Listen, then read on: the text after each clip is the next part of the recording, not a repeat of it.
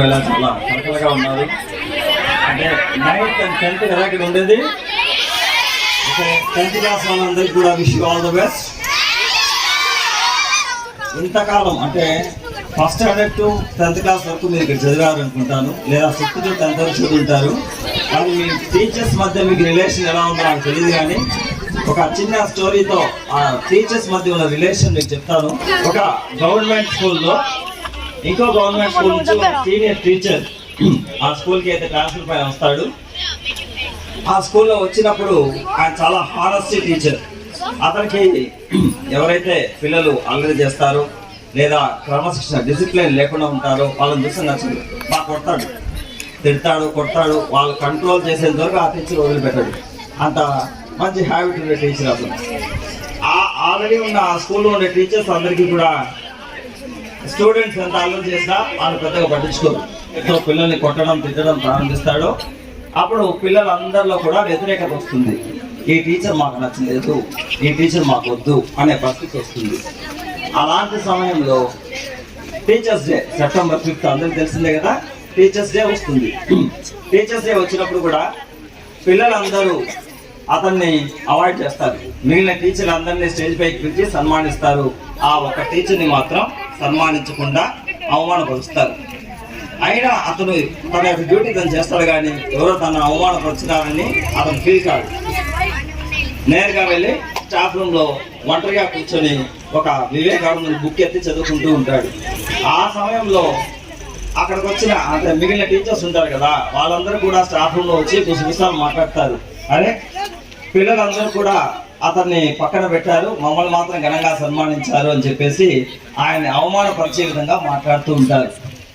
Within seconds HM దగ్గర నుంచి teachers అందరికీ కూడా ఒక ఇన్ఫర్మేషన్ వస్తుంది.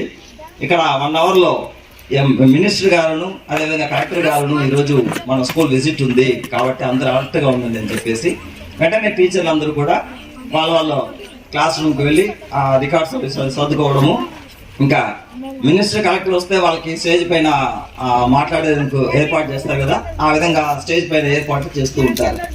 కరెక్ట్గా 1 అవర్ తర్వాత మినిస్టర్, కలెక్టర్, ఆయనతో పాటు డిఈఓ, ఎంఈఓ అందరూ కూడా వస్తుంటారు.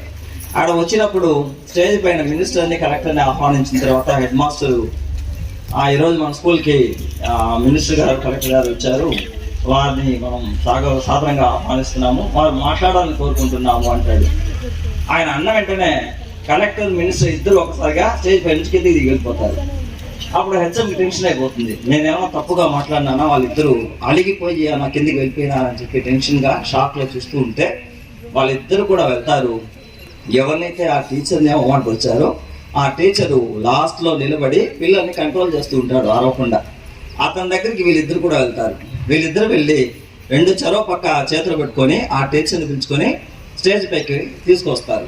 తీసుకొచ్చి వెంటనే వాళ్ళు తెచ్చుకున్న ఆ సాల్వతో కావచ్చు లేదా ఇంకా బొకే పెట్టి ఆ టీచర్ని వాళ్ళిద్దరు కూడా సన్మానిస్తారు. ఆయన కాళ్ళు కడిగి ఆ నీళ్ళని తలపై చల్లుకోవడం ఫార్మాలిటీ అన్ని చేస్తూ ఉంటారు.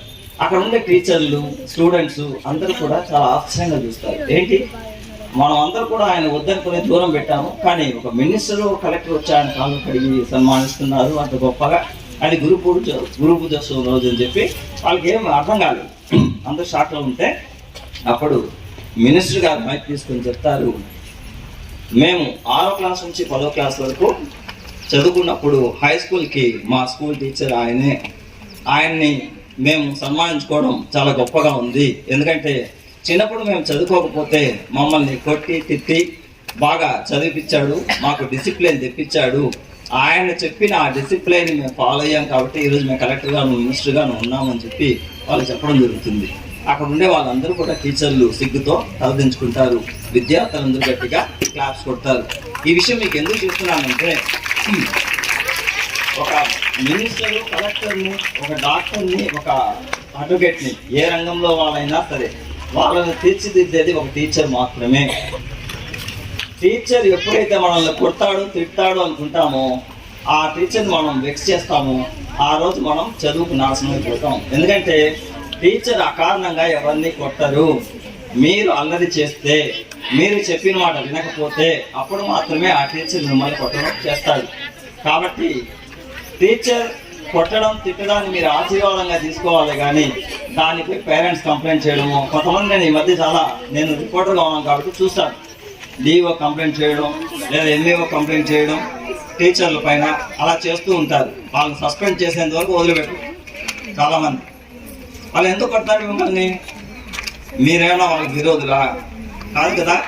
టీచర్లు ప్రతి ఒక్కరు ఈ ప్రపంచంలో ముగ్గురు మాత్రమే మీ యొక్క మంచిని కోరుకునే వాళ్ళు. అంటే మీ దగ్గర ఏమి ఆశించకుండా ఏమి తీసుకోకుండా మీకు ఇవ్వాలి అనుకునే వాళ్ళు ముగ్గురు మాత్రమే, తల్లి, తండ్రి, టీచర్.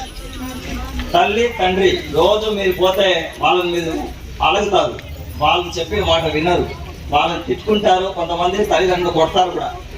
అయినా వాళ్ళు భరించి మీరు అడిగిన అన్ని తీసిస్తారు. మీరు ఎంత వాళ్ళ దగ్గర అల్లరి చేసి వాళ్ళని ఇబ్బంది పెట్టి వాళ్ళని టెన్షన్ పెట్టినా అన్నీ మర్చిపోయి 10th క్లాస్ ఎగ్జామ్స్ సెంటర్కి వెళ్తున్నారు అంటే మీ అందరికీ కూడా సరస్వతి పూజ చేసి ఆల్ ద బెస్ట్ చెప్పి హాల్ టికెట్ ఇస్తారు. ప్రతి ఒక్కరు కూడా ఫస్ట్ క్లాస్ లో పాస్ అవ్వాలని చెప్పి మనస్ఫూర్తిగా కోరుకునే వాళ్ళు టీచర్లు మాత్రమే.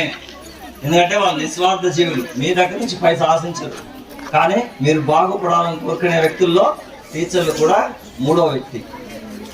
ఈ సమాజంలో అన్ని రకాలైన వృత్తుల వాళ్ళని తయారు చేసేవాడు టీచర్ అయితే, ఆ టీచర్ని తయారు చేసేది తల్లి. ఆ తల్లిని గౌరవించడం ఫస్ట్ స్థానం తల్లికే. ఎందుకంటే తండ్రి కనలేడు, తల్లి మాత్రమే బిడ్డల్ని కంటుంది. ఆ కనే శక్తి తల్లికి ఉంటుంది. ఫస్ట్ ప్లేస్ తల్లికి ఇస్తారు. రెండో ప్లేస్ మిమ్మల్ని కని పెంచి మేము పెద్ద చేసేది తండ్రి కాబట్టి తండ్రికి రెండో ప్లేస్ ఇస్తారు. మూడో ప్లేస్ టీచర్కి ఇస్తారు. టీచర్ ఎందుకు ఇస్తారు అంటే వాళ్ళు కేవలం మిమ్మల్ని కంటారు, కానీ మీకు డిసిప్లైన్ నేర్పించి మీరు బ్రతుకు తెరువుకు ఒక స్టేజ్కి వెళ్ళడానికి కారణమైన వాడు టీచర్ మాత్రమే. ఇక్కడ డాక్టర్ అయ్యేవాడు టీచర్ దగ్గర నేర్చుకున్నవాడే, జైల్లో ఖైదీగా ఉన్నవాడు కూడా టీచర్ దగ్గర ఉన్నవాడే. కానీ వాడి బిహేవియర్ బట్టి మాత్రమే ఉంటుంది. టీచర్ ఖైదీకి డాక్టర్కి ఒకే విధంగానే చదువు చెప్తాడు, ఆయనలో లోపం లేదు.